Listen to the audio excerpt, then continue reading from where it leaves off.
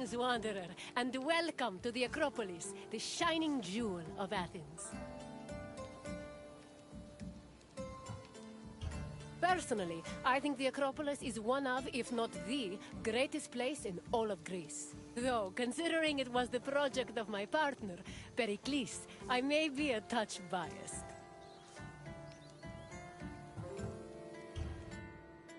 The Acropolis of Athens is a bastion of art and culture worthy of the gods themselves. Within this citadel, you will find many important sacred buildings, as well as some of the most magnificent art in all of Greece. You are in for a very enlightening visit. When you're done, come find me, and we can discuss the things you have seen. Farewell for now.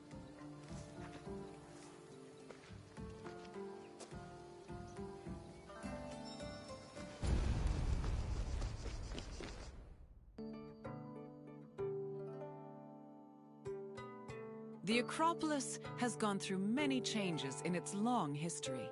It began as a simple rock, was settled as early as the Neolithic period, and then became a fortress in the Mycenaean period. Stone buildings started appearing in the 7th century BCE. But the famous structures whose ruins remain visible today date mainly from a period of construction in the 5th century BCE. The location of the Acropolis is closely tied with Athens' foundation myth. Supposedly, it was the site where Athena and Poseidon competed for the city's patronage. This connection gave the Acropolis a sacred aura, and it was considered the religious heart of the city.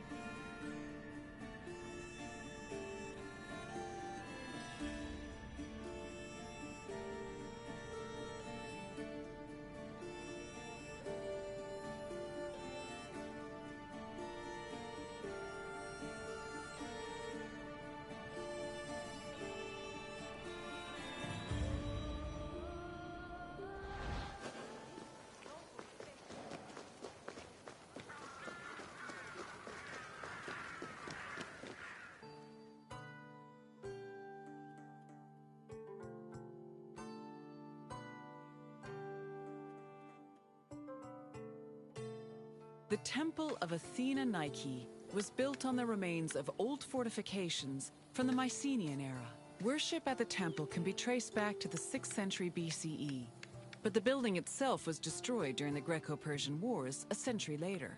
It was rebuilt during the Peloponnesian War. Given that the name Athena Nike roughly means Athena of victory, it was likely constructed in the hopes that Athens would win the war. Unusually, the temple depicts historical scenes of battles against the Persians instead of the more mythologically inclined art of other Greek buildings. The temple's priestess was chosen randomly among the Athenians and received a salary of 50 drachmae annually, along with skins and trophies from sacrificed animals.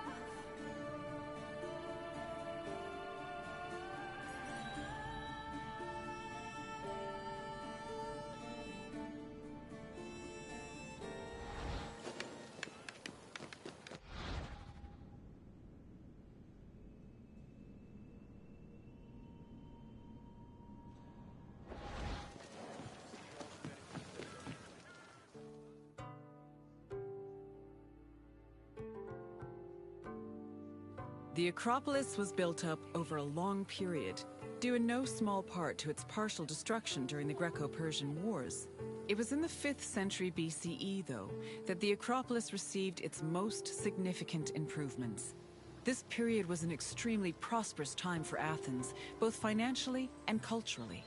With a booming economy bolstered by trade and the Lavrion silver mines, Pericles, the leader of Athens, financed a huge project to rebuild the citadel. He enlisted the help of renowned artists, like the sculptor Phidias, as well as the architects Iktinos and Callicrates. Together, they erected buildings like the Parthenon and the Propylaea Gateway. Pericles' goal was to make the Acropolis into a glorious monument to the gods and to mortal Athenians.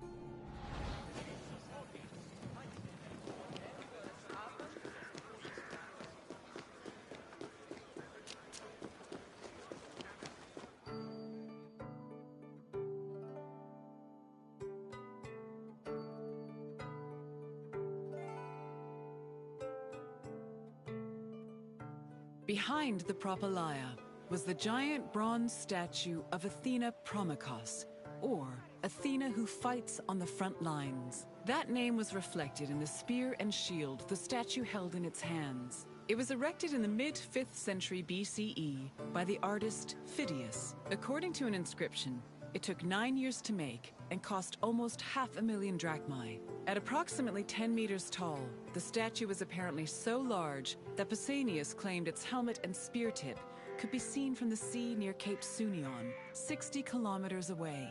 The ornamentation on the statue's shield was engraved by the metalsmith Mies.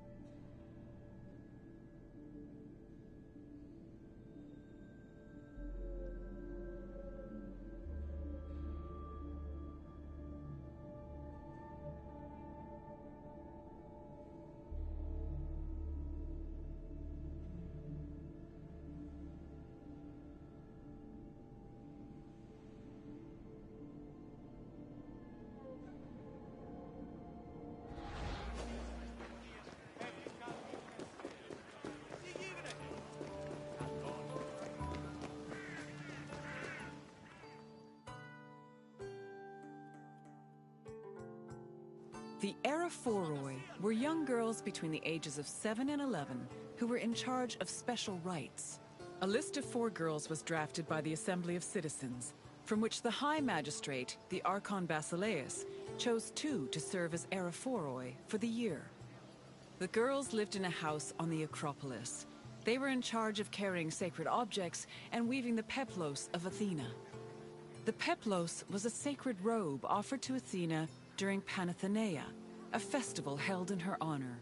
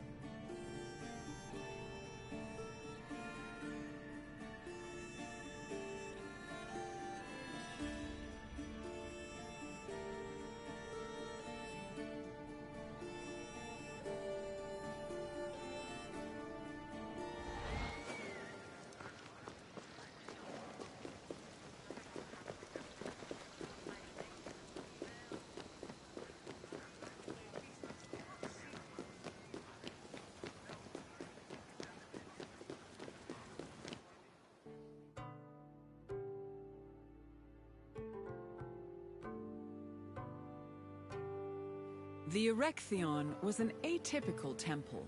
It was dedicated not only to Athena Polias, but also to Cecrops, the mythical founder of Athens, his son Erechtheos, and even Poseidon, the sea god who challenged Athena for possession of the city.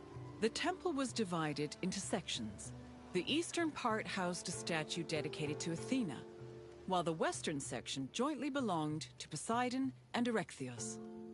Meanwhile, King Cecrops' grave was believed to be under the caryatid porch. Under the temple was a crypt that was said to contain the sacred snakes of Athena. The snakes may have had a sweet tooth because the priestesses of Athena allegedly fed them honey cakes.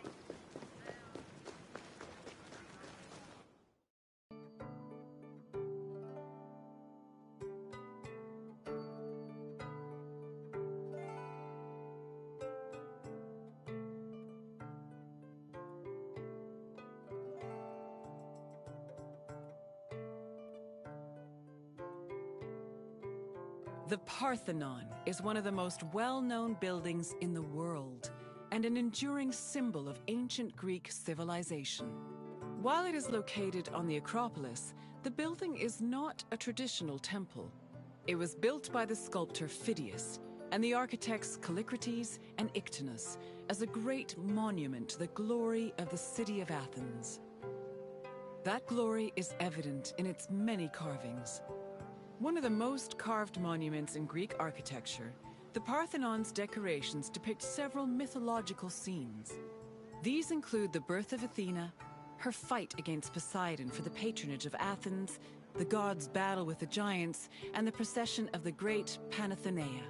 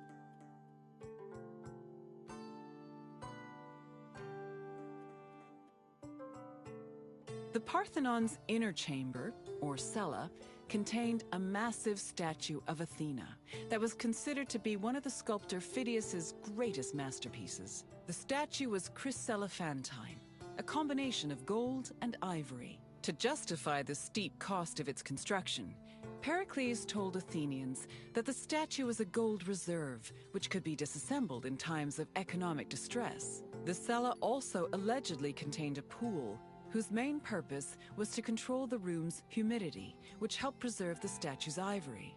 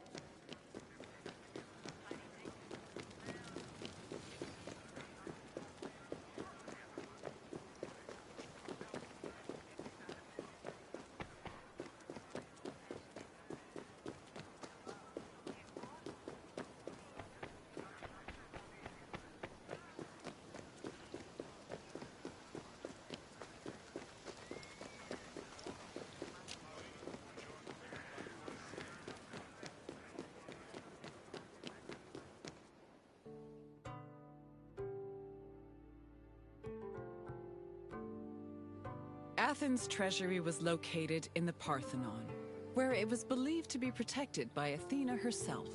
The treasury contained objects of great value, acquired from different conquests, as well as a mass of minted silver coins and various offerings to Athena. Pericles also decided to move the entirety of the Delian League's treasure to the Parthenon in 454 BCE. This was a great testament to Athens' power over the rest of Greece. The riches were divided into two parts, the Demosia, which belonged to the city, and the Hiera Cremata, which was dedicated to the goddess and only used for religious purposes.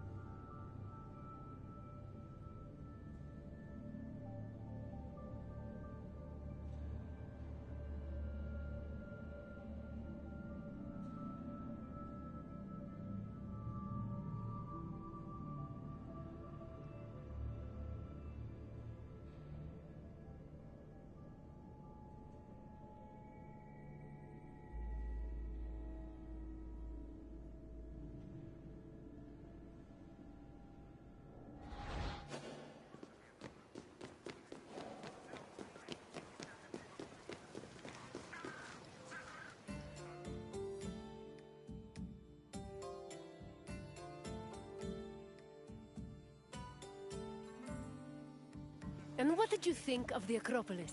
It truly is quite something, isn't it? A sacred sanctuary and an architectural marvel, all in one. If you have any questions, don't hesitate to ask. As you wish. Hopefully we will see each other again soon.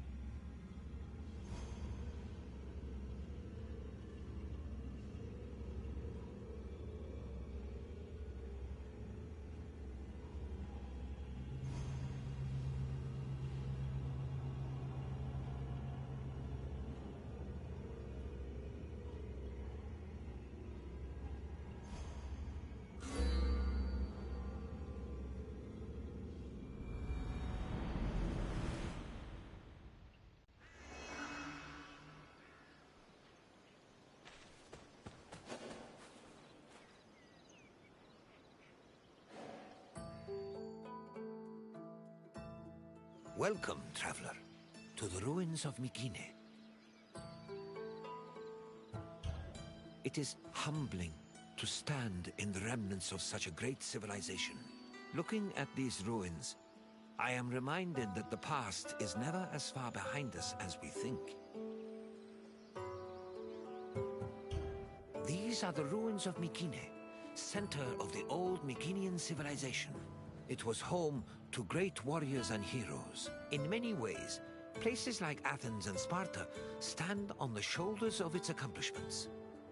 This tour will take you through its ruins and introduce you to its most important monuments, revealing its history in the process. I hope you enjoy yourself. I'll be waiting for you at the end of your visit.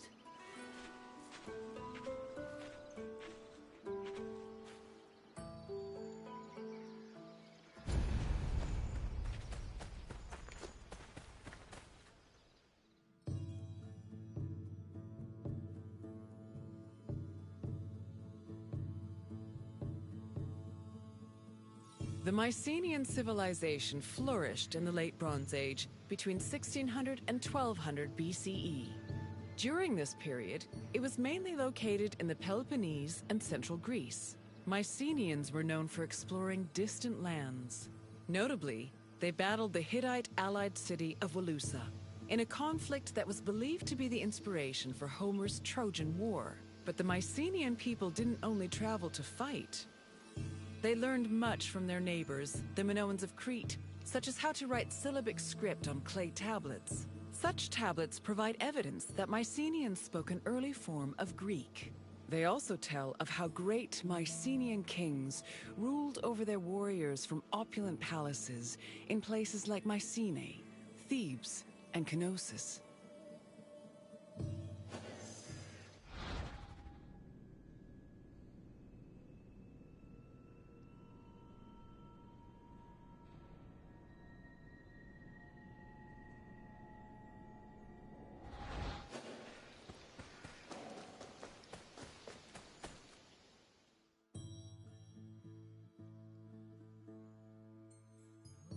The entrance to Agamemnon's citadel, or the Lion Gate, is one of the most iconic monuments in Mycenae. It is impressive for both its height and for the intimidating rendering on its relief, which depicts two lions standing on either side of a column. Unfortunately, the lions' heads, which were presumably made of a precious metal or higher quality stone, have been lost to time. The gate was most likely meant to greet a triumphant king returning home from successful military campaigns and to awe foreign visitors.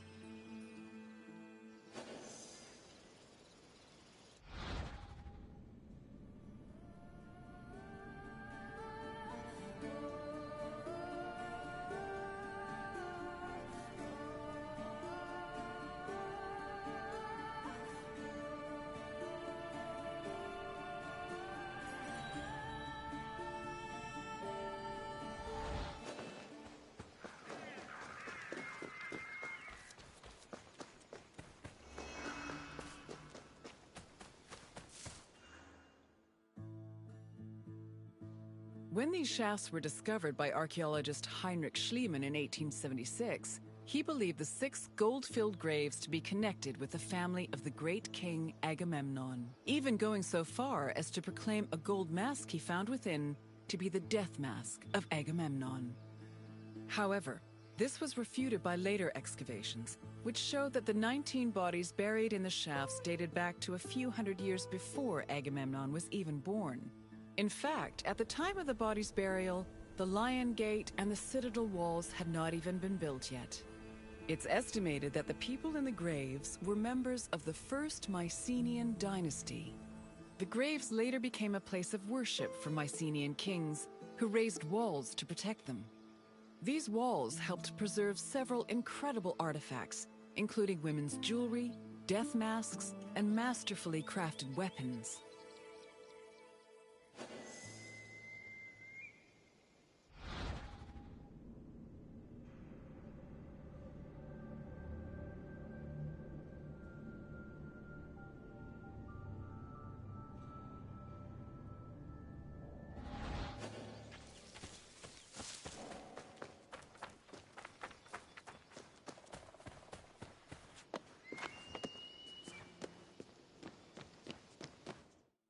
By 1250 BCE, Mycenae was at the height of its power, and its living quarters and workshops were numerous. Houses were built everywhere, from the top of the palace's hill near the king's residence, to the slopes and terraces within the walls, to the nearby hills outside the citadel.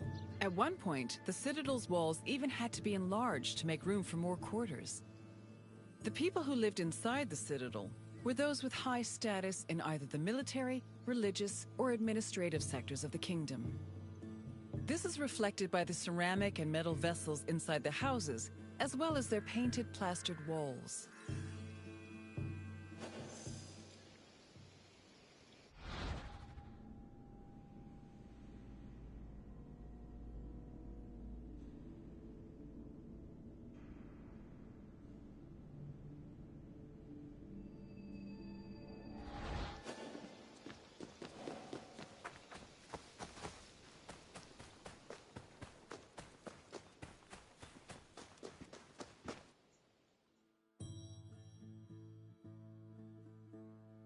A traveler seeking an audience with the king would have first ascended a steep ramp from the Lion Gate to the citadel's summit. Here, they would have walked into the palatial complex through a grand entrance called the Propylon. Once inside, their gaze would immediately be drawn to the palace's main hall, a monumental area known as the Megaron. The vividly decorated Megaron, which glittered with precious objects and colorful frescoes in its heyday, was where the king would have received the traveler. If the king was feeling generous, he would have shared with the visitor the palace's most marvelous feature, its commanding and majestic view, which stretched from the plain of Argolis to the gleaming Aegean Sea.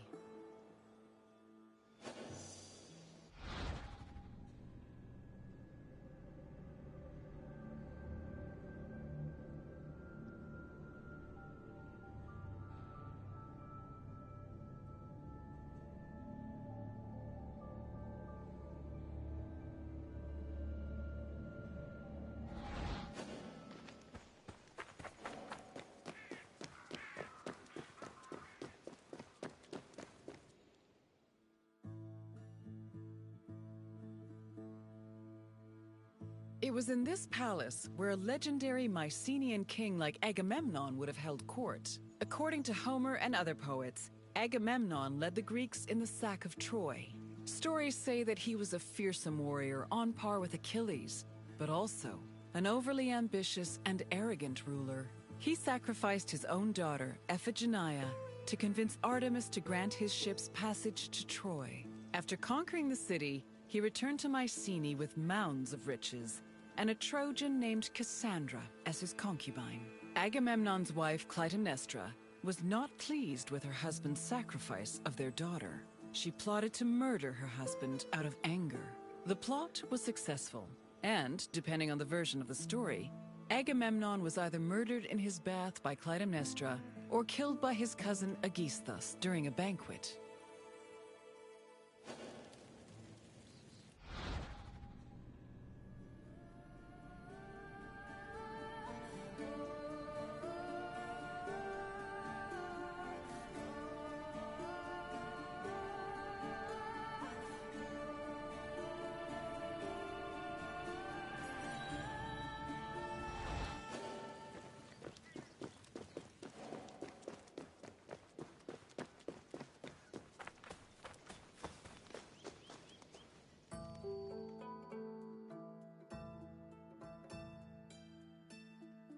You've completed the tour.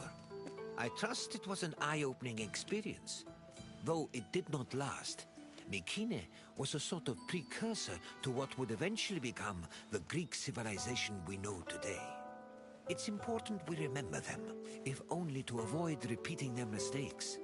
Now, what else would you like to do?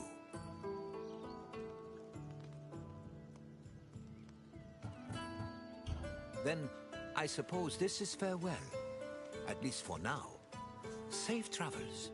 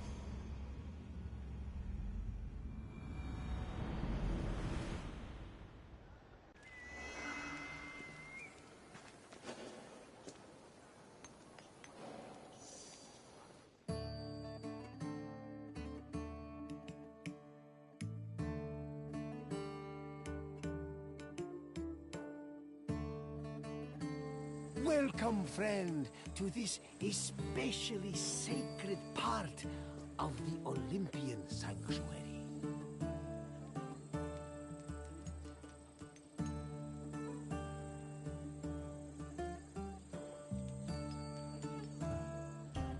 This place is practically vibrating with divine energy.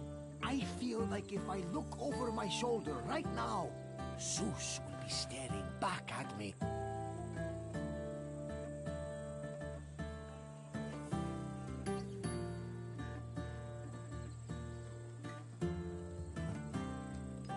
The sanctuary of Olympia was dedicated to Zeus, king of the gods.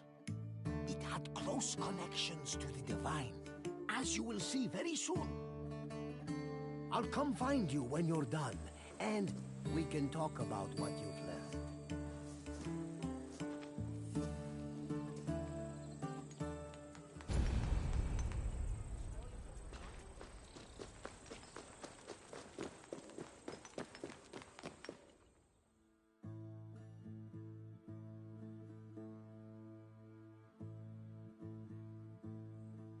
This workshop was built for the renowned sculptor Phidias after his work on the Acropolis of Athens. In 435 BCE, Phidias came to Olympia to begin working on the great chryselephantine statue of Zeus. He died 5 years later, shortly after completing his masterpiece. This grand statue would become one of the 7 wonders of the ancient world. Phidias's workshop was located right next to the Temple of Zeus.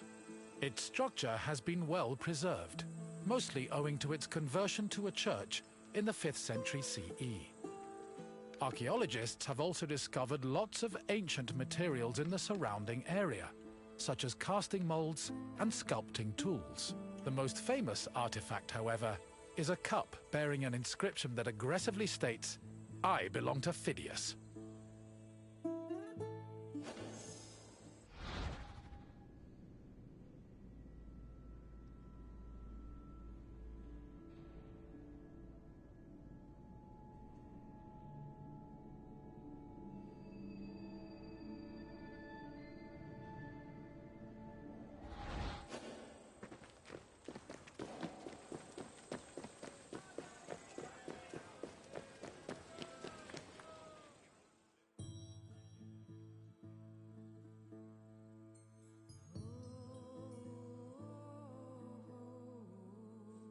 On the 5th and final day of the Olympic Games, victors attended a ceremony where they were crowned with olive wreaths and showered in flowers.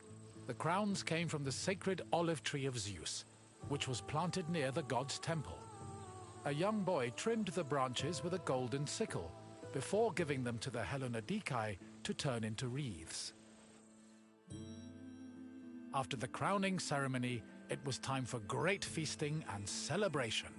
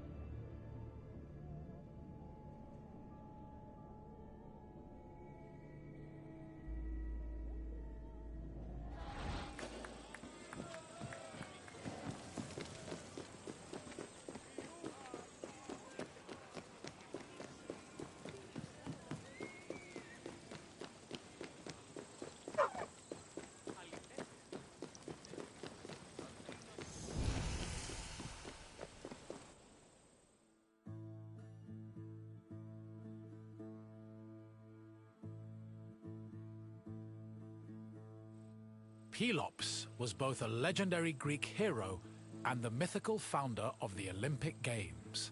According to legend, Pelops fell in love with the beautiful Hippodamia. Her father, Oenomaus, the king of Pisa, disapproved of their union. Having once heard a prophecy that he would be killed by his son-in-law, Oenomaus was known to challenge his daughter's suitors to chariot races, killing them when he won. Still, Pelops was determined to win Hippodamia's heart. Before the race, he enlisted the help of Poseidon, who gave him a golden chariot with 4 winged horses. Pelops was able to win both the race and the hand of his beloved, while Oenomaus was dragged to death by his horses. The start of this famous race was depicted on the eastern pediment of the Temple of Zeus.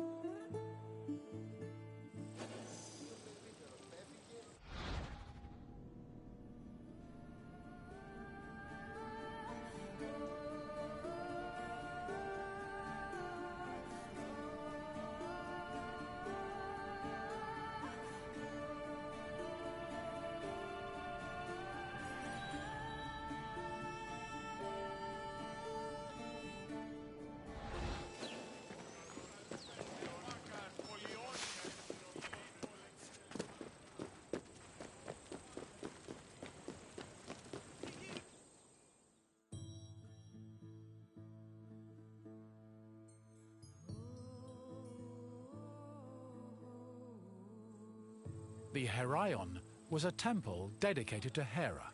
It is one of the oldest temples in the sanctuary, dating back to approximately 590 BCE. The structure included columns painted with images of women who won the Heraia, an athletic competition made up of running events. Every 4 years, 16 women were chosen to make a veil dedicated to Hera. These women also organized the competition, though they did not compete in it. The Heraia was unique for its focus on female athletes, in contrast to the male-exclusive Olympic Games.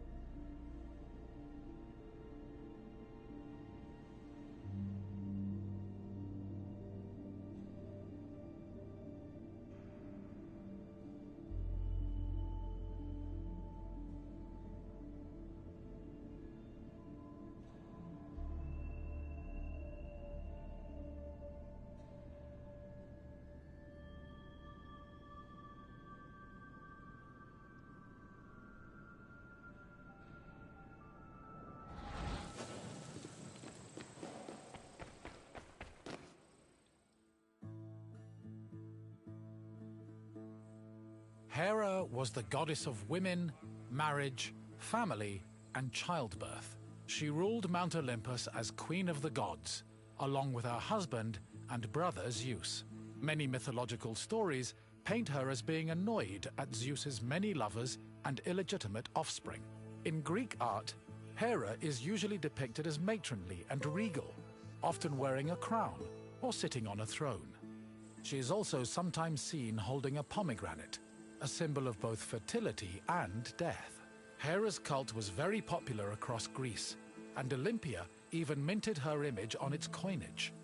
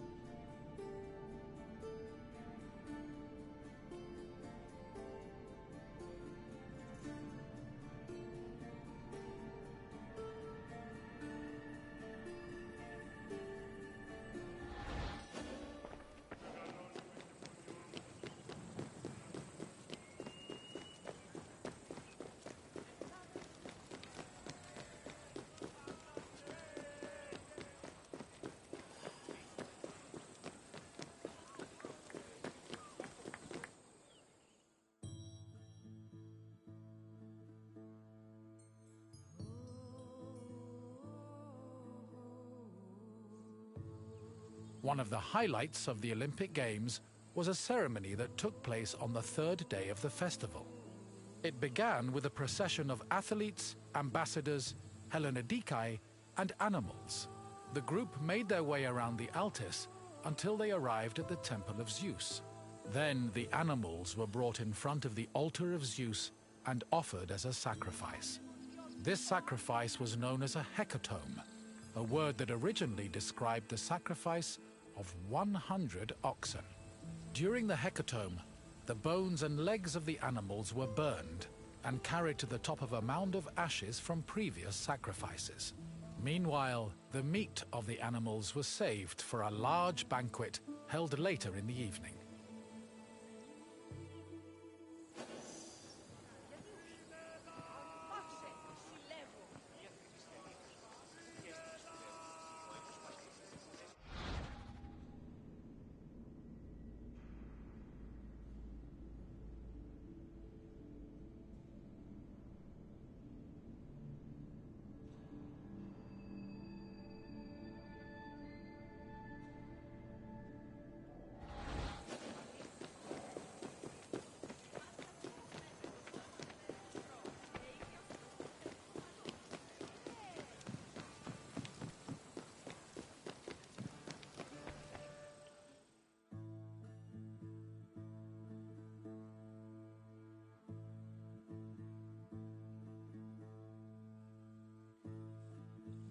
The Olympic Games were dedicated to Zeus, and all the ceremonies and events were hosted in his honor. It is no surprise that the largest temple in the sanctuary was the Temple of Zeus. While most temples were restricted to priests, the Temple of Zeus welcomed all who visited Olympia. This openness was most likely meant to show off the gold and ivory statue of Zeus that stood within the temple's walls. The building also featured art depicting both versions of the Olympic festival's founding myth. The eastern pediment showed a scene from the legendary race between Pelops and Oinomaos. The temple's metapiece, meanwhile, showed the 12 labors of Heracles, the other mythical founder of the games.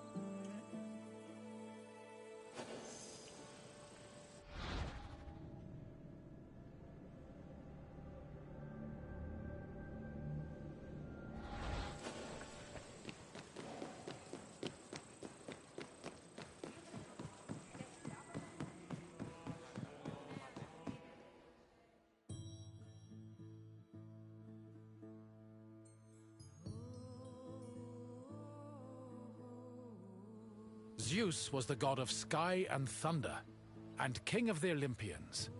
He ruled the world from his home on Mount Olympus.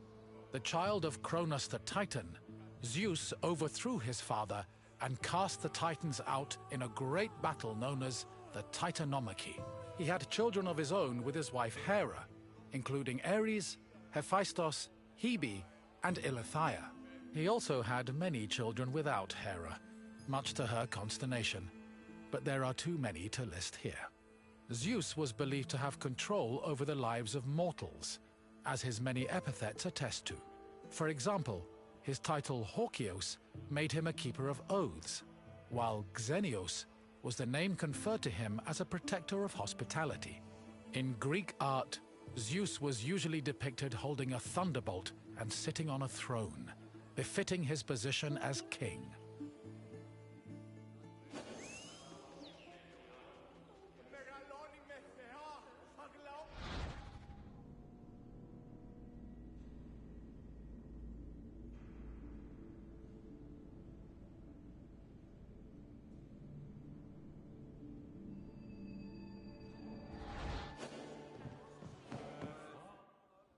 The Temple of Zeus was home to the chryselephantine statue of Zeus, one of the 7 wonders of the ancient world. The statue, made of gold, ivory, and wood, was sculpted by the renowned artist Phidias. At 13 meters tall, it was as impressive looking as it was difficult to maintain. Oil was used to protect the wood and ivory from cracking and to prevent general decay. While the statue does not exist today, it was thankfully described by Pausanias in great detail, so its legacy lives on.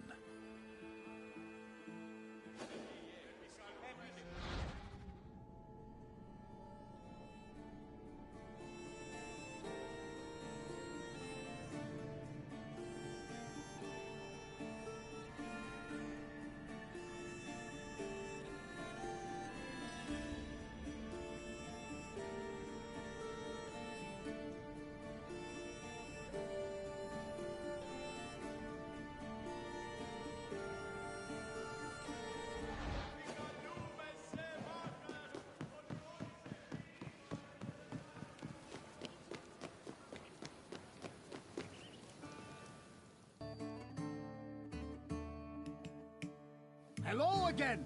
I hope you enjoyed your visit and feel a little bit closer to the gods.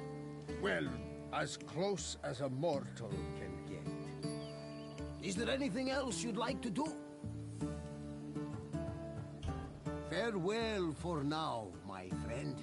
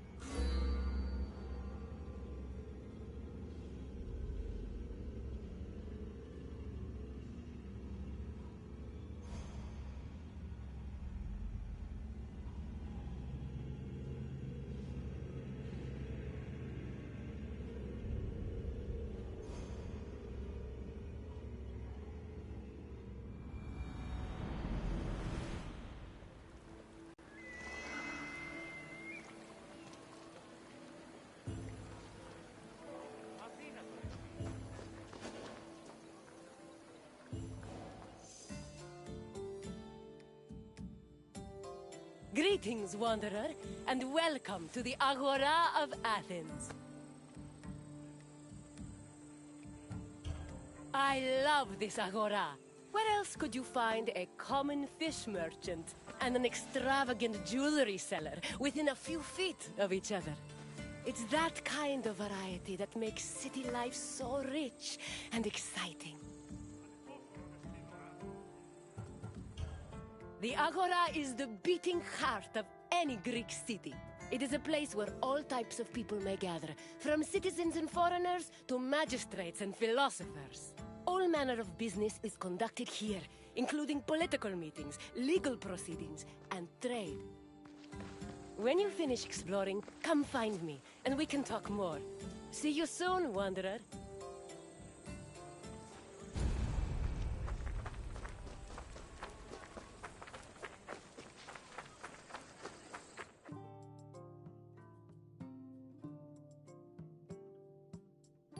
The Agora was the civic center of Athens, but it wasn't only frequented by politicians and city officials. The area housed a market where people could purchase food and other goods from merchants. It was also frequented by philosophers, who used the public space to establish schools and pass on their teachings to students. Religion had its place as well. Temples dedicated to Hephaestus and Apollo were located in the Agora, along with the altar of the 12 gods and the monument of the eponymous heroes.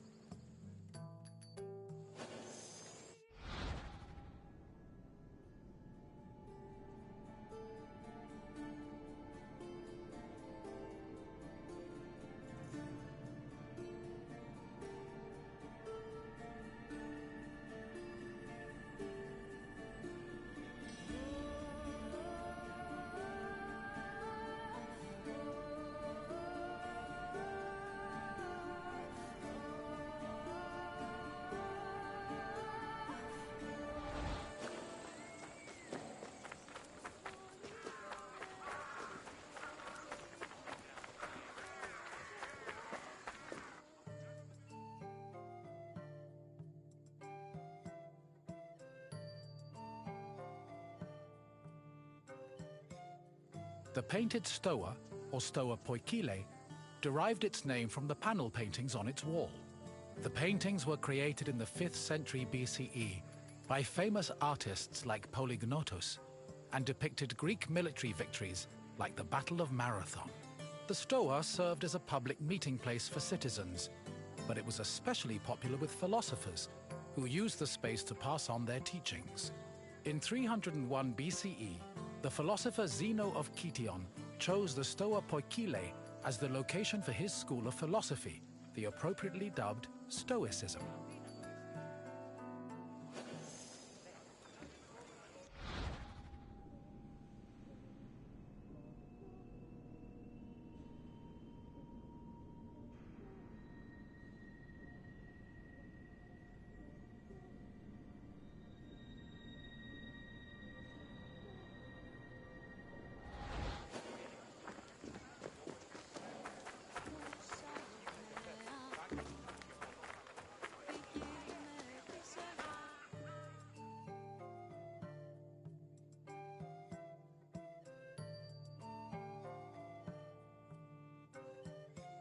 Trade in the agora was supervised by magistrates.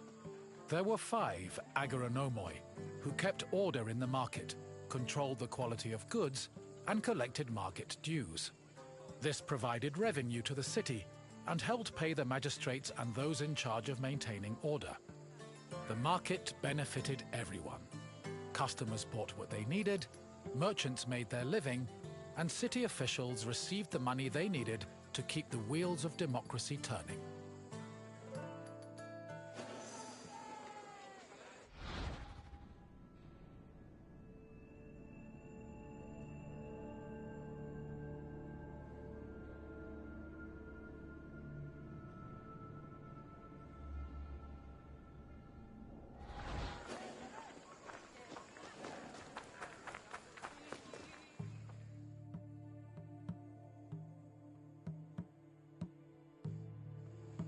The original Temple of Apollo Patrous was built around 535 BCE by Pisistratos, but was destroyed by the Persians during their invasion a few decades later. It long remained in ruins, except for the altar, which was left standing as a reminder of the Persian sacrilege. Eventually, a new temple was built in the 4th century BCE. Inside was a statue made by Euphranor, the same artist who painted in the Stoa of Zeus. The temple held special significance in Athens, as it was connected to the origin of the city's people. The name Patrous, meaning fatherly, referenced the belief that Apollo was the father of Aeon, founder of the Aeonian Greeks, from whom all Athenians are descended.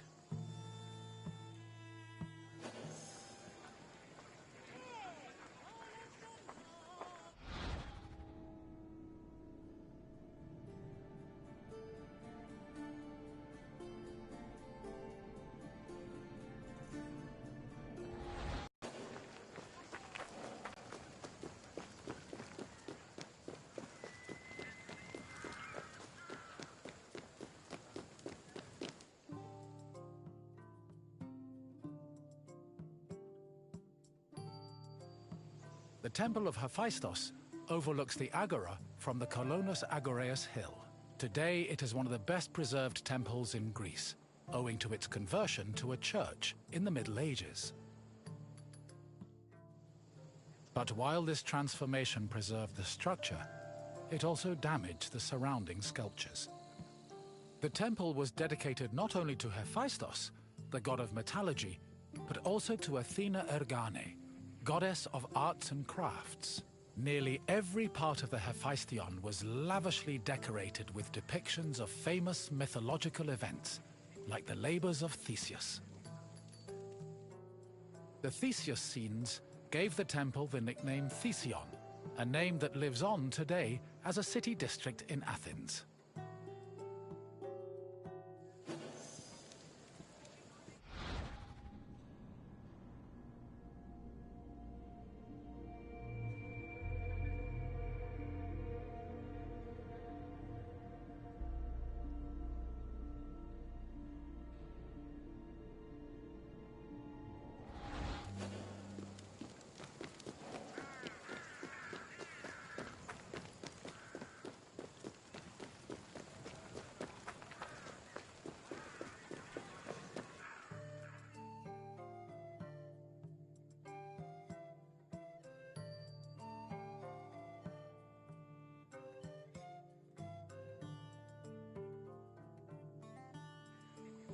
The Bouleuterion was another building in the Agora that contributed to the democratic process. It housed the Athenian Council of Citizens, the Boulei. This Council of 500 was composed of 50 members from each Greek tribe, all of whom served a one-year term. They were chosen by lot from among citizens over 30. Every month, one group of 50 was chosen to lead the Boulei's executive committee, the Prytaneis. The Prytaneis met every day of the month and called meetings of the full council in the Bouleuterion, where they spent their time discussing bills.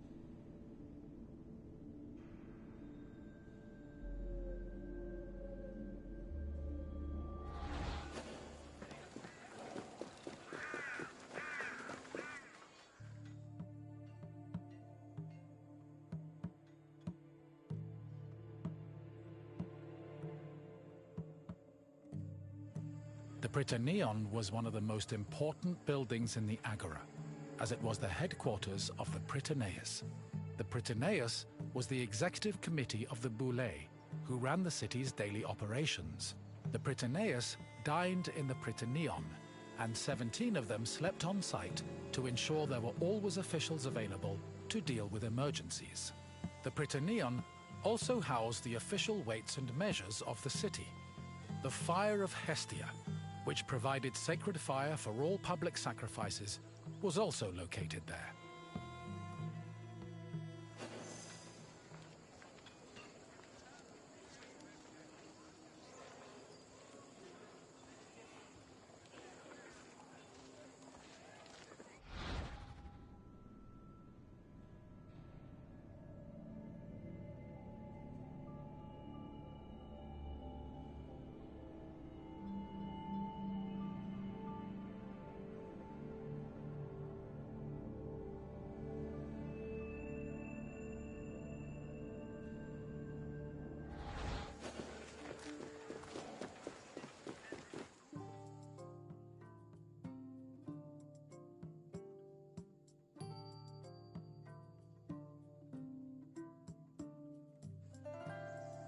The Heliaia was the most important court in Athens and was presided over by a group of judges called Heliasts. Judging was a regular part of an Athenian citizen's life, with trials happening almost every day. Heliasts were chosen randomly based on two factors. First, that they were on the official list of 6,000 potential Heliasts. Second, that they were present at court on the day of the trial. A stipend of 2 obols was established by Pericles to compensate for the loss of work while on Heliast duty, and also to encourage participation in the judiciary process.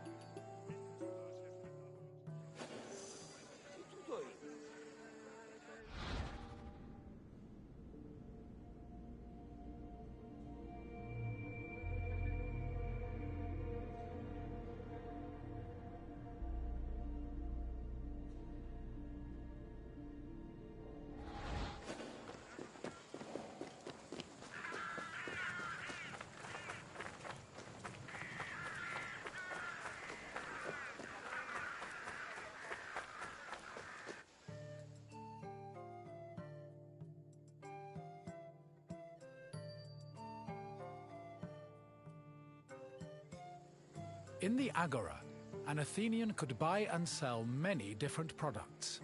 The permanent retail market was divided into sections according to the category of merchandise. Merchants and craftsmen who worked in the market could be citizens, foreigners, or even freed slaves. They sold everything from food and clothes to jewelry and slaves. With so much variety, competition was fierce, and that competition helped regulate the market's prices.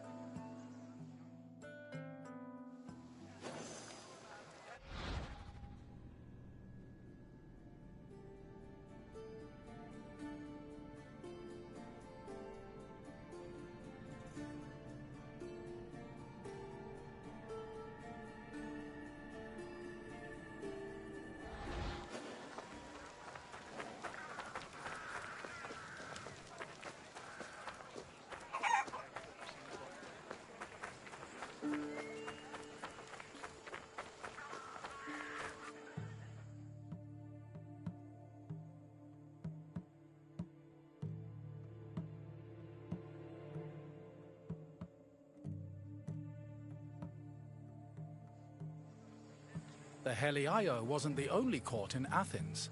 This other court was located next to the South Stoa.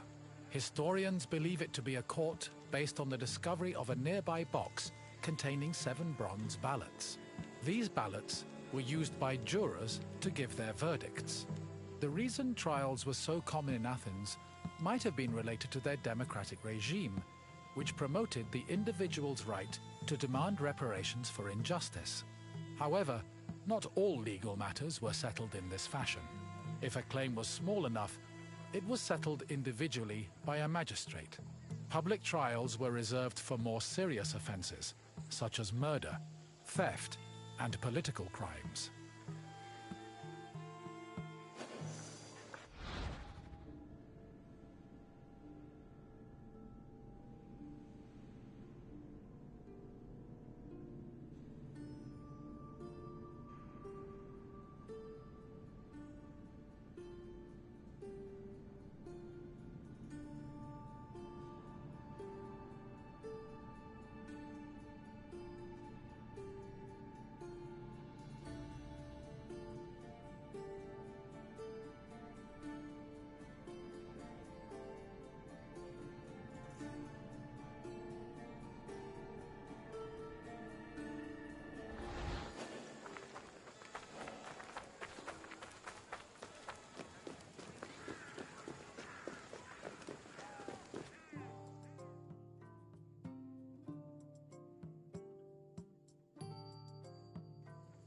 The mint was where the city made its coinage.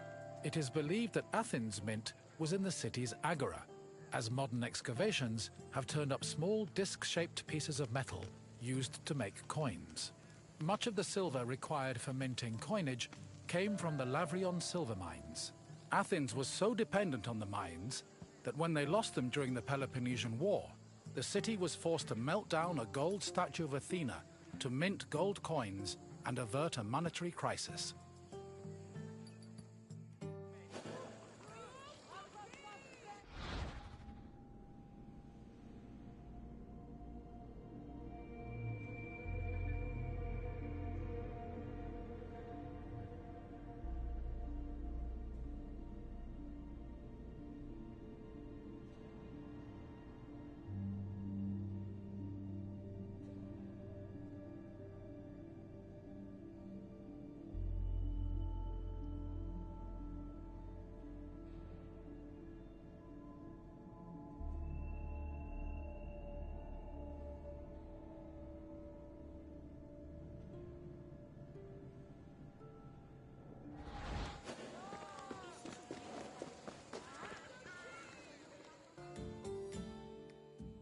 You have now experienced the Agora, following in the footsteps of countless Athenians before you.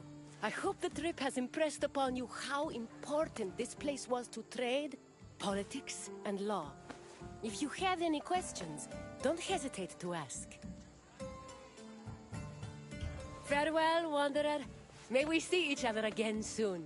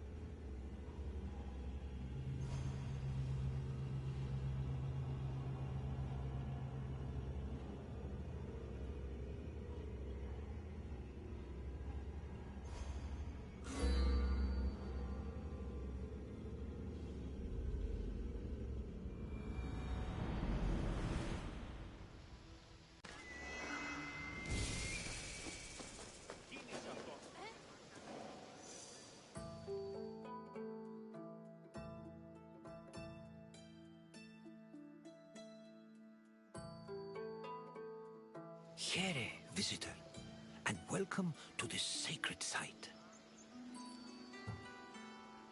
Delphi is an amazing place to visit if you're looking for information. I've come here on several occasions in search of answers to some particularly puzzling questions. And sometimes, I even found them.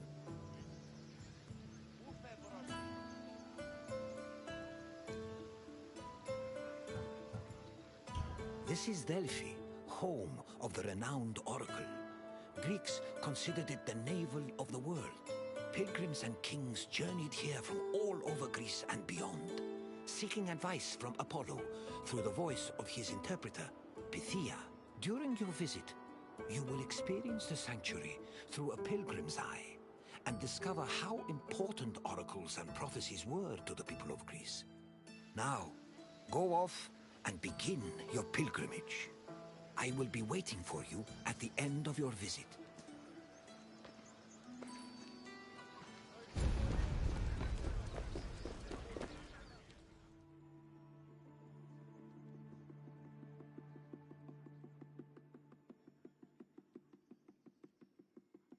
On their journey to the Temple of Apollo, pilgrims walked this sacred path up Mount Parnassus. The summer sun beat down hot on their backs. Along the way, they took in the magnificent monuments, treasuries, and statues that adorned the road. These landmarks were tokens of people's reverence for the oracle's benevolence. All were dedicated to Apollo, and most were offered by cities to commemorate military victories. The monuments represented not only their donors' piety, but also their power and wealth. The sanctity of Delphi has endured to the present day, and visitors still take this very same route.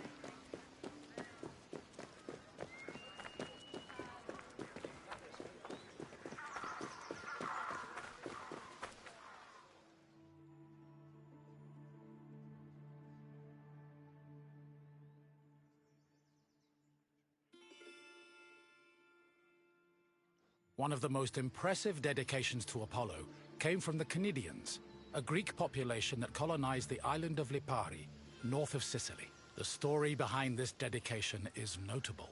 The Cnidians were at war with the Etruscans in the Tyrrhenian Sea. Seeking a good omen, the Cnidians consulted the oracle, and following her advice, they successfully captured 20 enemy ships. To thank Apollo, they offered the god the same number of statues as ships seized.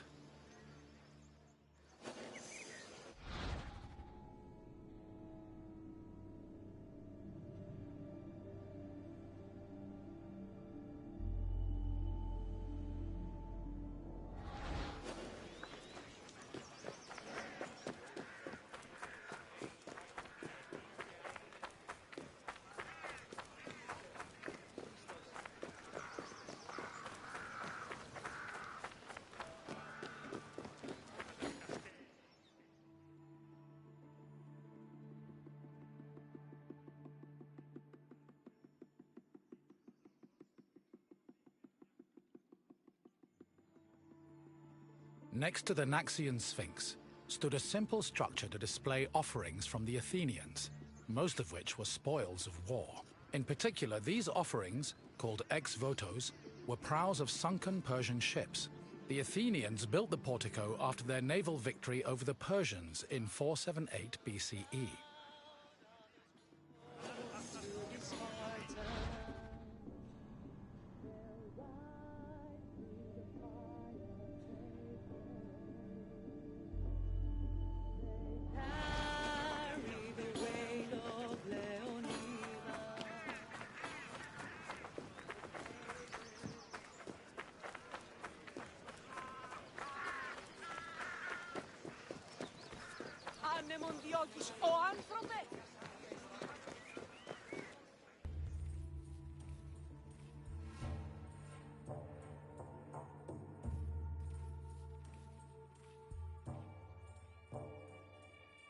Once arriving before the temple, pilgrims wishing to consult the oracle had to first pay a tax.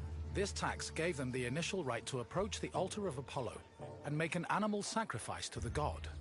But before proceeding to the Pythia, the preliminary ritual had to succeed. If the animal reacted favorably and showed signs of acceptance to the god, it was sacrificed, and the pilgrim would be allowed to enter the temple to question the Pythia.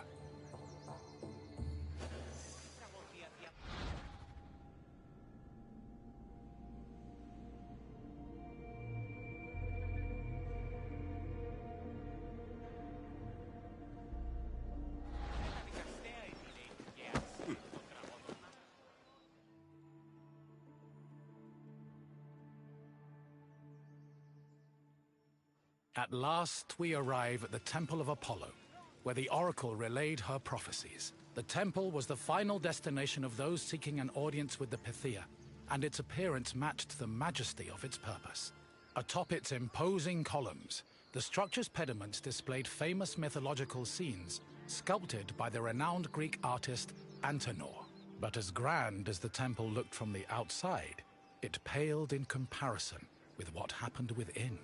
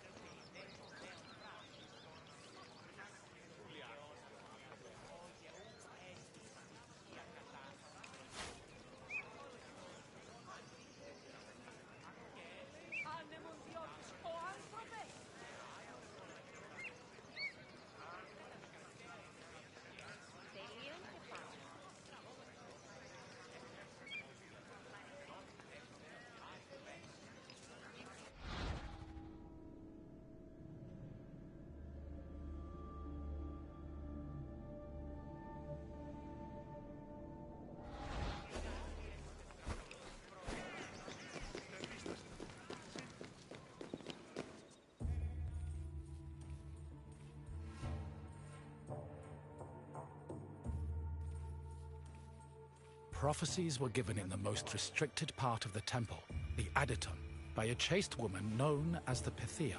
Before delivering prophecies, she first purified herself with water, then burned laurel leaves and barley flour to begin the ritual. Finally, while seated on a tripod surrounded by offerings, the Pythia delivered Apollo's messages. Her words were often strange and indecipherable, and required further interpretation by the temple's priests. Despite much research, the exact causes of the oracle's behavior while prophesying are debated to this day.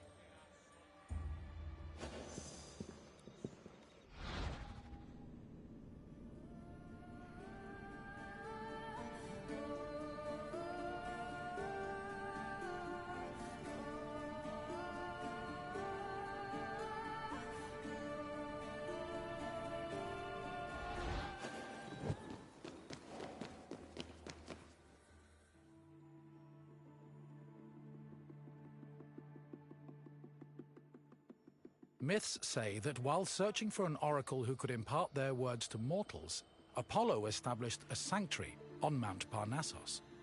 Apollo took over this site by slaying its sinister guardian, the snake-like Python.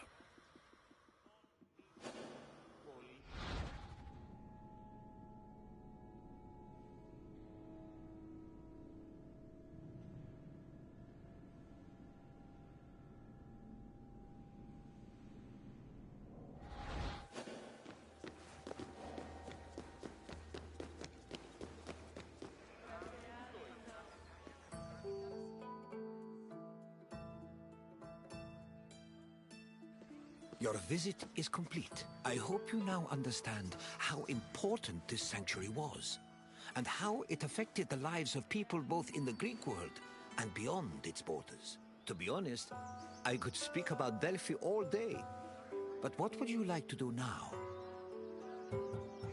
As you wish. It has been a pleasure sharing Delphi with you.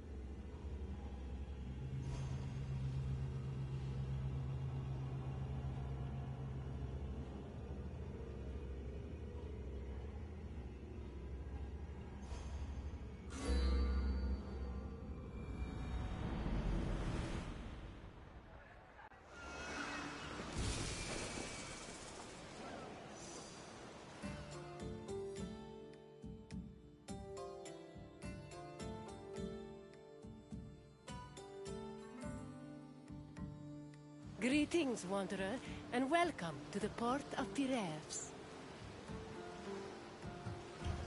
Piraeus is one of the busiest, most important ports in the Greek world. Money flows through here like a river that runs all the way to Athens. Acting as a port for Athens, Piraeus welcomed merchants, goods, and travelers from all over the world. It was a central part of Athens' economy, but it was also fortified enough to protect the city's considerable fleet. When you finish exploring the port, find me, and we will talk further.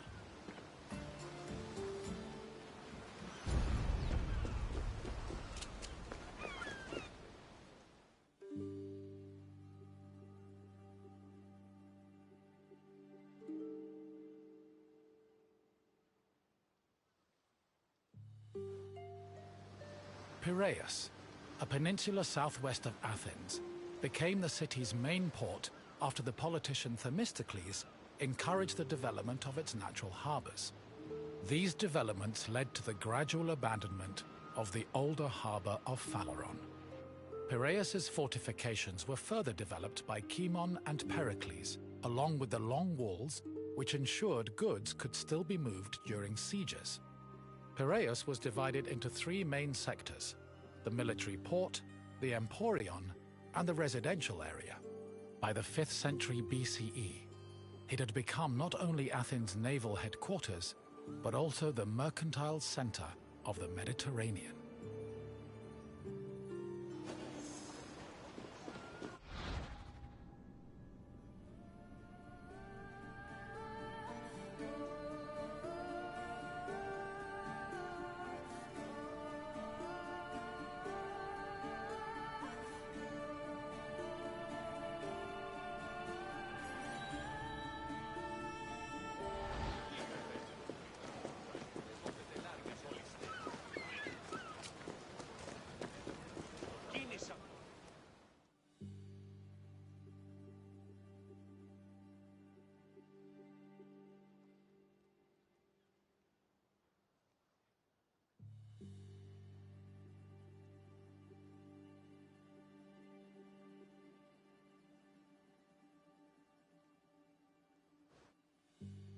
Piraeus' development during the 5th century BCE attracted a large population.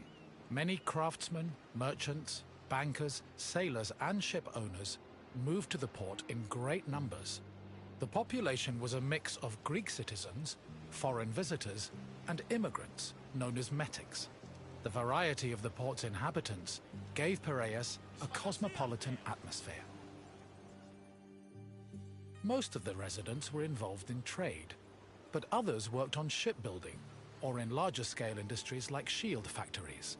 Piraeus' commercial focus offered many opportunities for those seeking to increase their wealth and status.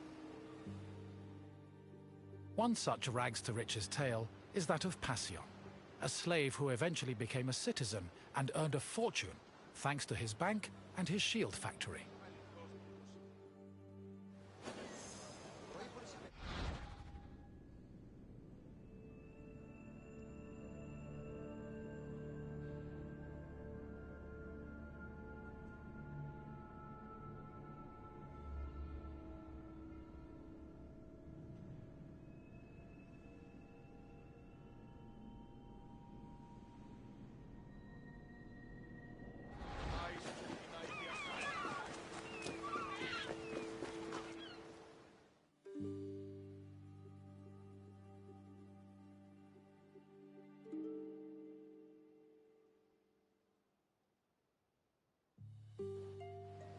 Piraeus was a demi, or district, of Attica. Because of its size, function, and varied population, it had a much more complicated administrative structure than other demes. Above all, Piraeus was closely monitored and controlled by the Athenian assembly due to its importance to the city. Within the port, there were two separate categories of trade: international trade, which took place in the Emporion, and retail trade, which was managed by Kapoloi in Piraeus's agora.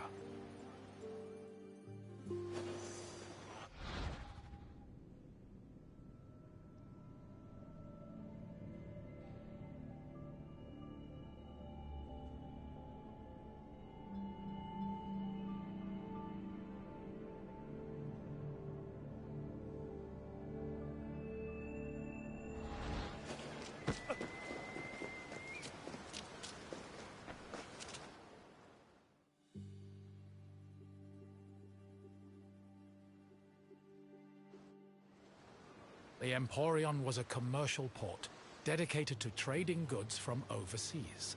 All international transactions were required to be made within its limits and needed to be exclusively wholesale.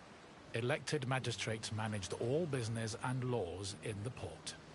Meanwhile, port authorities known as epimeletes oversaw trade and took care of the regulation of prices. This was an especially crucial duty, as the amount of supplies and goods could fluctuate wildly based on factors like bad harvests or lost cargo. Common products sold in the Emporion included vegetables, fruits, fish, leather, timber, marble, metal, weapons, and ceramics. According to Hermippos, Athens was also wealthy enough to afford the finest goods from all over the world, including figs from Rhodes, almonds from Thassos, oil from Samos, and wine from Chios. Taxes were collected on all merchandise that came into the Emporion, which provided Athens with a major source of income.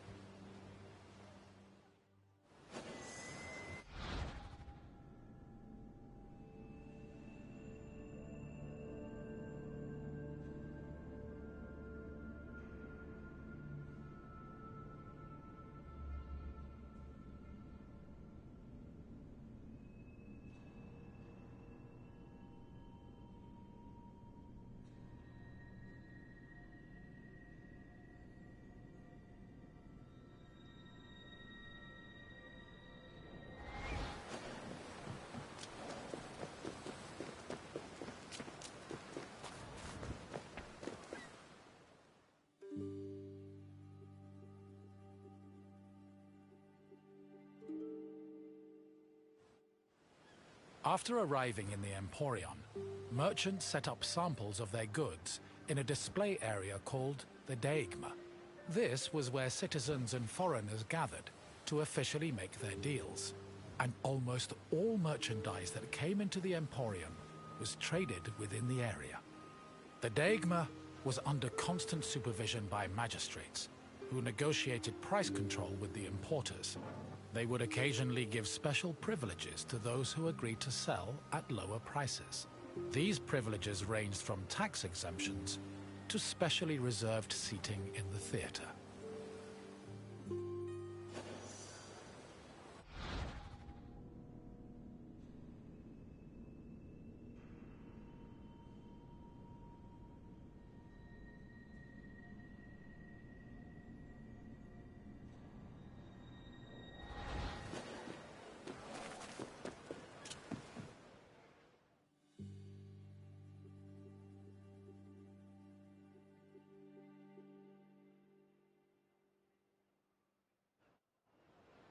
Piraeus was a deme, and as such was supervised by a magistrate called the Demarchos. While most demarchoi were chosen locally within their deme, Piraeus was appointed directly by Athens, so the city could better monitor its commercial interests. In fact, matters regarding the Emporion, the military harbor, and the grain trade were regularly debated and decided by the Athenian assembly. Transactions within the Piraeus were supervised by metronomoi. These were magistrates responsible for keeping track of weights and measures. They made sure merchants' measurements were always accurate to prevent bad deals and scams. Even though Piraeus would eventually develop into a city in its own right, it always remained under the control of Athens.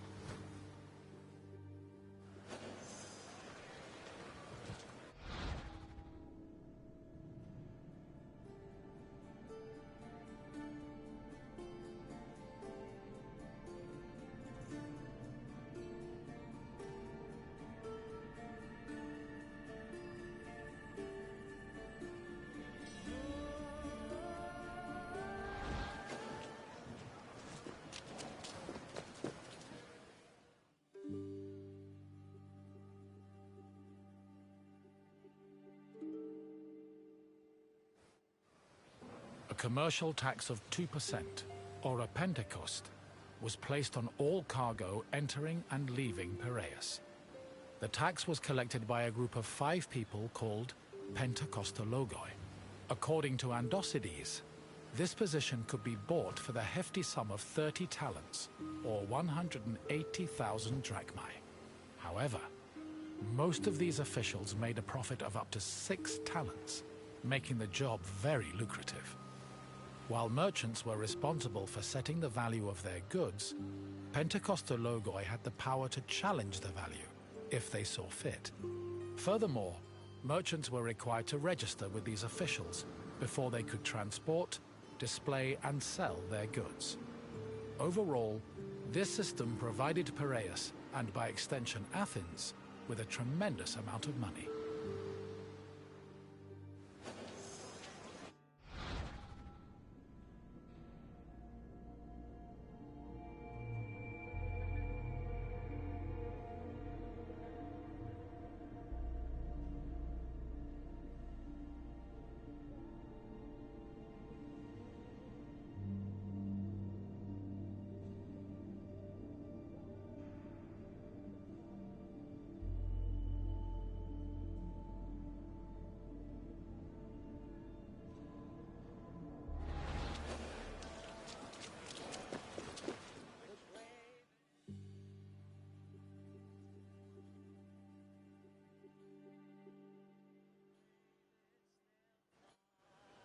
The sale of grain was overseen by special magistrates called sitophilakes. Since some Greek cities had a grain deficiency and relied heavily on imports, these officials were extremely important.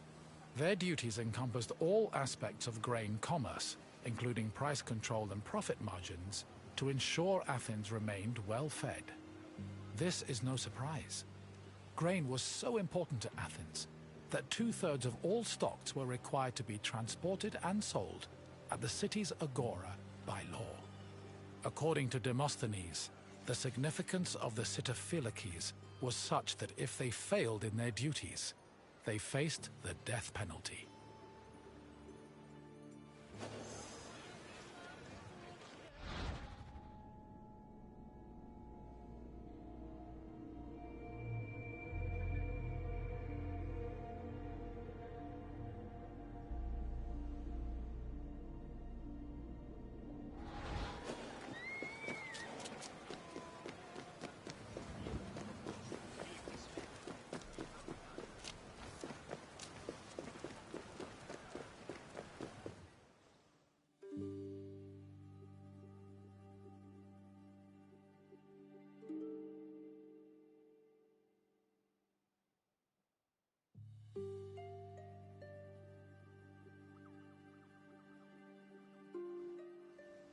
The Emporion operated on a foundation of credit and loans.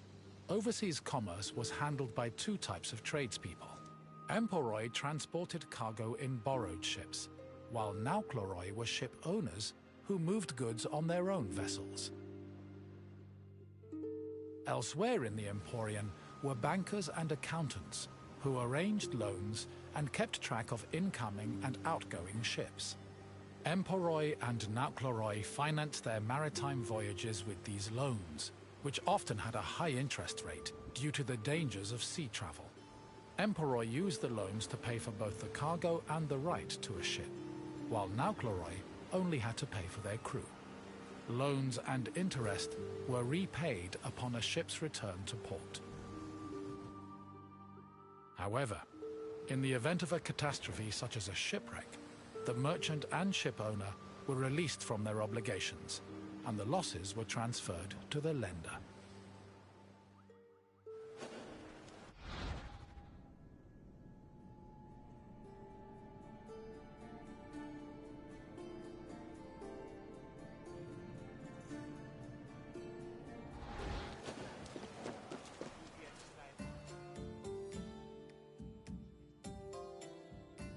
You've returned. I hope you enjoyed your stroll through the port. Piraeus was important to Athens' commercial interests, but it eventually came into its own as a vibrant and bustling port. If you have any questions, don't hesitate to ask. As you wish. Thank you for visiting.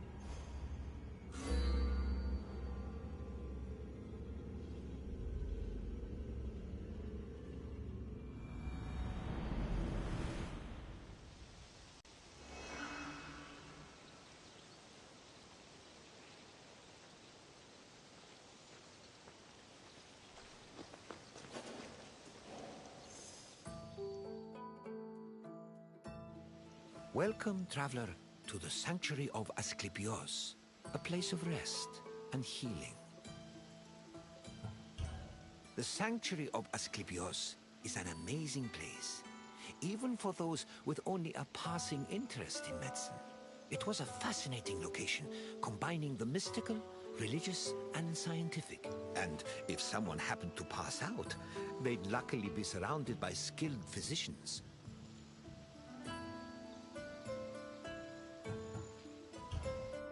This is the sanctuary of Asclepios, the god of medicine.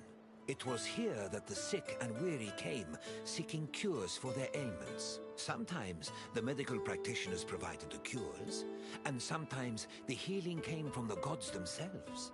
This tour will help explain the inner workings of the sanctuary, as well as the unique way the Greeks approached medicine. I hope you enjoy yourself. I'll be waiting for you at the end of your visit.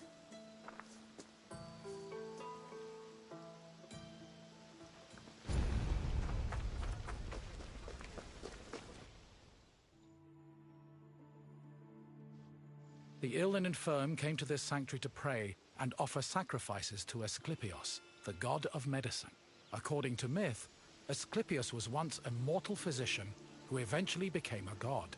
He had many sanctuaries across Greece, but the most famous was in Epidaurus. When sanctuary, they could read this inscription: "When you enter the abode of the god which smells of incense, you must be pure, and thought is pure when you think with piety."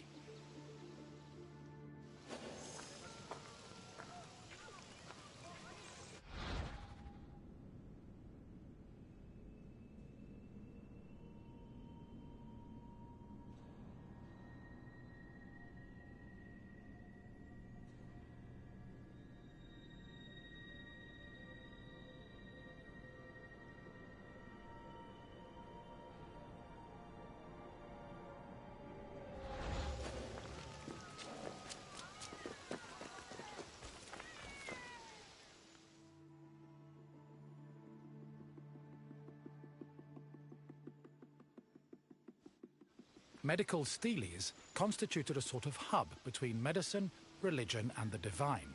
They were slabs with inscriptions that praised Asclepios' virtues and merit, and described his methods of healing. The inscriptions relayed the dreams patients had within the abaton, one of the most important buildings in the sanctuary. The steles outlined the patient's name, their disease, and how they were cured by Asclepios. They were probably written by the sanctuary's priests, or at least under the priest's supervision. Asclepios was a complex deity. In addition to being a god, he was also a trained physician and disciple of the centaur Chiron.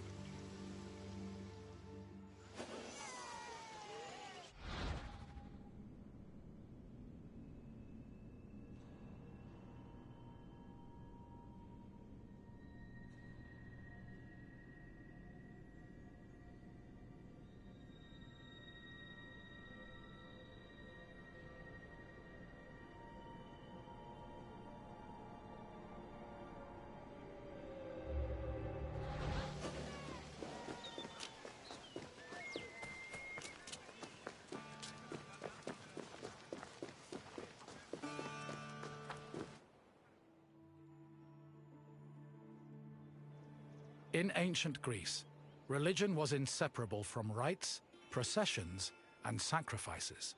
This was no different in Epidaurus, and visitors to Asclepios' sanctuary needed to prepare themselves accordingly. Pilgrims cleaned themselves in order to be pure, then offered Asclepios food like honey cakes, cheesecakes, baked meats, and figs. The food was placed on the sanctuary's holy table, where it was presumably later taken by priests. After the preliminary offerings, visitors were allowed to enter the abaton, where they would hopefully encounter Asclepios in a dream. Medical steles also mention that healed patients sometimes gave additional offerings to Asclepios as thanks for being cured.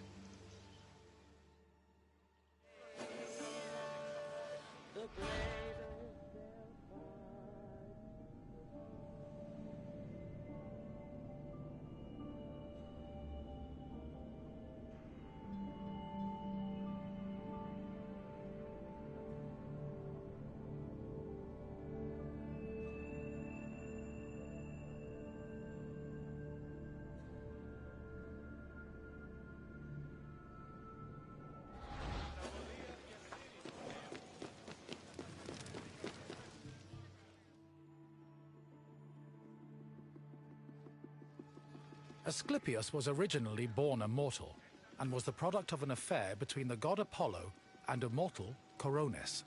Apollo killed Coronis after discovering she had been unfaithful, and ordered her body burned on a funeral pyre. However, he rescued his unborn child from Coronis' womb before the fire consumed her body. Apollo gave the baby to the centaur Chiron, who raised Asclepios and taught him to practice medicine. Over time, Asclepios became so skilled in the art of healing, he could even raise the dead. This angered Zeus, who sent Asclepios to Hades with a thunderbolt. Apollo retaliated by killing the Cyclopes responsible for making Zeus's thunderbolts. Then, Zeus revived Asclepios, making him immortal and deifying him in the process. In sculptures, pottery, mosaics, and coins, Asclepios was portrayed holding a staff intertwined with a sacred snake. The staff is a symbol of medicine that still endures to this day.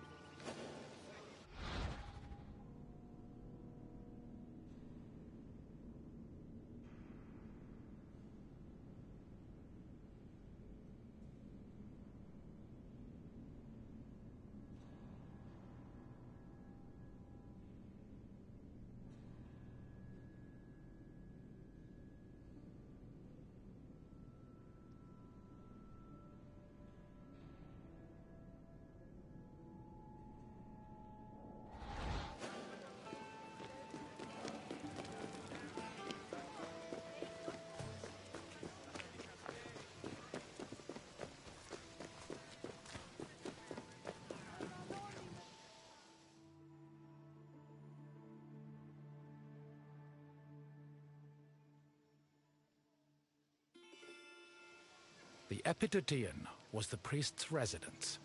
As the link between patients and the gods, priests were essential to the operation of the sanctuary. They were often elected into the priesthood for one-year periods, but could also buy themselves a position if they were wealthy enough.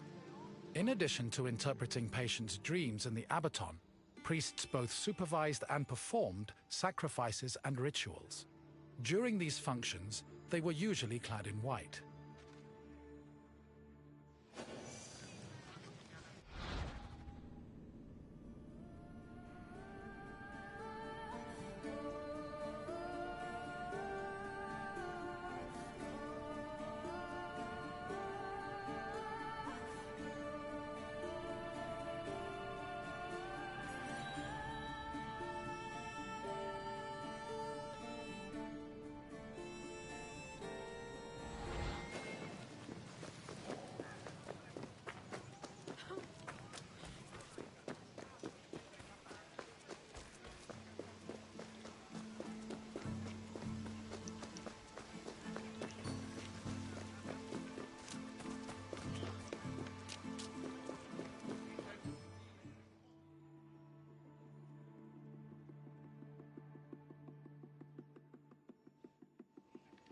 The Abaton was built in the northern boundary of the sanctuary, where it surrounded a sacred well whose water was believed to have therapeutic properties. The Abaton was where pilgrims went for incubation, or dream rituals. Details of the incubation ritual have been described in unearthed medical steles. They were also noted in Aristophanes' play Plutos, which featured a more comedic view of the process.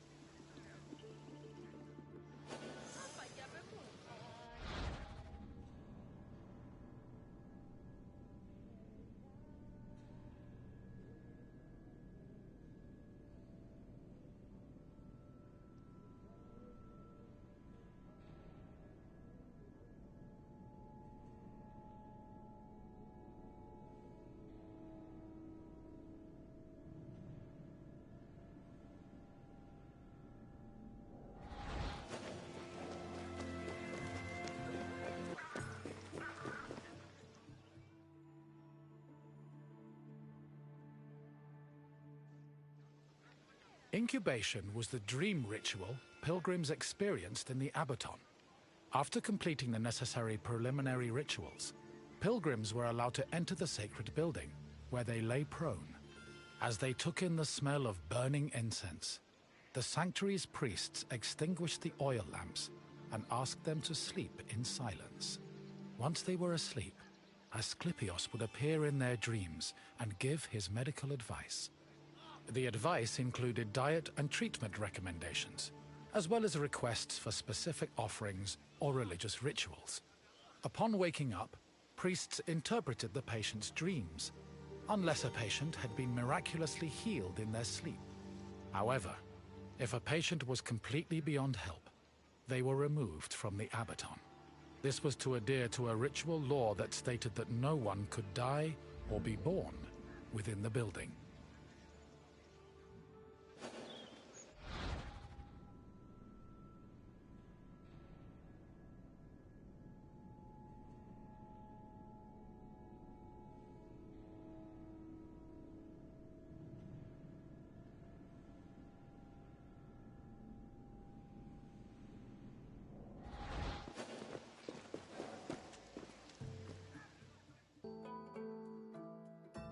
I see you've completed the tour. I hope you enjoyed your time in the sanctuary. As you can see, gods and miracles were just as important to the healing process as medicine was. Now, what else would you like to do? Very well.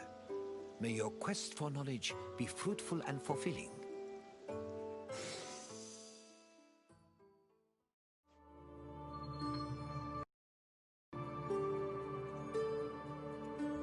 Amazing.